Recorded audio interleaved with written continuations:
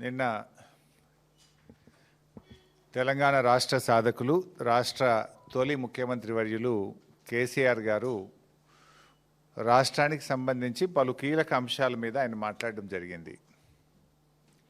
సరే, ఒక బాధ్యతాయుతమైనటువంటి ప్రభుత్వం దాని మీద వారు లేవనెత్తినటువంటి అనేక అంశాలను అయితే నివృత్తి చేయాలి, లేదా వాటి మీద చర్చించి సవరించుకోవాలి, సరి అయిన వివరణ ప్రజలకు ఇవ్వాలి. నిన్న రేవంత్ రెడ్డి గారు అంటే ఎంత మరుగుజ్జు మనస్తత్వం అంటే, కేసీఆర్ గారు 7ంటికి ప్రెస్ మీట్ అయితే ఆయన 9 గంటలకు రాత్రి 9:30కి ఇంట్లో చిట్చాటు పెట్టడం అంటేనే ఆయన ఎంత సంకుచిత మనస్తత్వంతో, ఎంత మరుగుజ్జు మనస్తత్వంతో ఆయన గారు ముఖ్యమంత్రి పనిచేస్తుండో మనకు అర్థమవుతా ఉంది. సరే, అది ఆయన విజ్ఞత, ఆయనకు వదిలేస్తాం.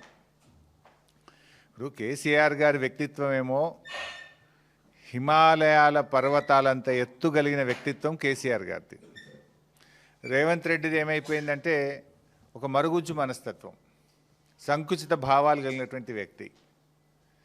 కేసీఆర్ గారు నిన్న ఒక స్టేట్స్మెన్ లాగా మాట్లాడారు, కానీ రేవంత్ రెడ్డి గారు నిన్న చిట్చాట్ రూపంలో మాట్లాడింది ఎట్లుందంటే ఒక స్ట్రీట్ రౌడీ లాగా మాట్లాడినట్టున్నది. సో ఒక గల్లీ గుండా ఓ దాదా మాట్లాడినట్టుగా ఒక స్ట్రీట్ రౌడీ లాగా రేవంత్ రెడ్డి గారు మాట్లాడారు. ఇంత చిల్లరగా మాట్లాడతారు.